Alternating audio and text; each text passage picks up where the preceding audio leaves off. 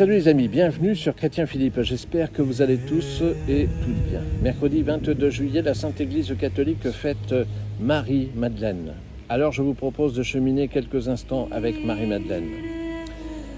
Marie-Madeleine était sœur de Marthe et de Lazare. Elle était d'une famille distinguée de Béthanie. Après la mort de ses parents, elle reçut en héritage le château de Magdala en Galilée, d'où lui vint le surnom de Madeleine. Elle y vivait dans le luxe et les plaisirs, au point qu'elle devint le scandale de toute la Galilée. On ne la connut bientôt que sous le nom de pécheresse. En punition de ses débordements, elle fut possédée du démon, jusqu'au jour où le Seigneur, lui remettant ses péchés, la délivra de la domination de Satan. Luc chapitre 7, verset 47. Dieu avait fait naître en elle, en ce cœur coupable, le désir de voir Jésus. Ce désir devait être son salut, car le Seigneur voulait donner un exemple frappant de sa miséricorde infinie, en même temps que la plus parfaite pénitence. C'est elle qui, ayant suivi le Seigneur chez Simon le pharisien, versa sur les pieds de Jésus un vase de parfum très précieux, les arrosa de ses larmes et les essuya de ses cheveux. Jean chapitre 12, versets 1 à 11. C'est elle qui entendit ensuite cette parole. Beaucoup de péchés lui seront remis, car elle a beaucoup aimé. Luc chapitre 7, verset 47. Nous la rencontrons depuis lors très souvent dans l'Évangile. Elle contemple Jésus et l'écoute très souvent dans la maison de Béthanie, pendant que sa sœur Marthe s'occupe seule du service de la maison. Marie, dit le Seigneur, a choisi la meilleure part.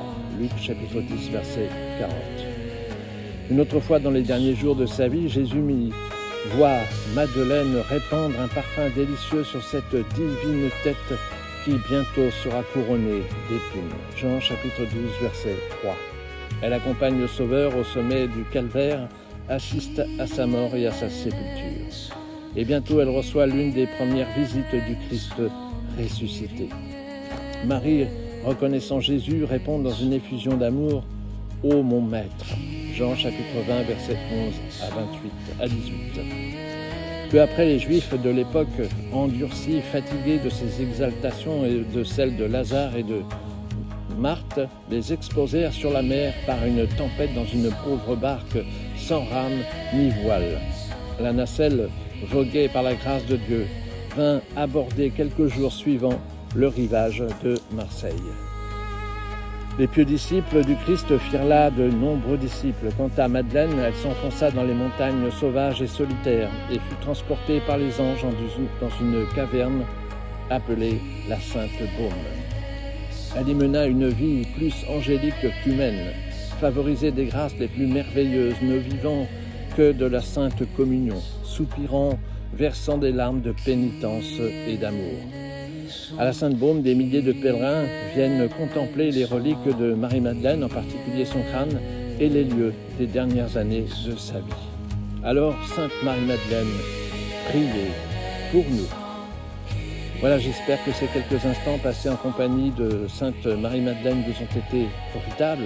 N'hésitez pas à vous abonner, c'est gratuit, à partager cette vidéo, à me faire part de vos commentaires éventuels. Vous pouvez nous rejoindre sur notre page Facebook intitulée Chrétien Philippe. Et en attendant le plaisir de vous retrouver, je vous dis à bientôt et surtout, soyez bénis.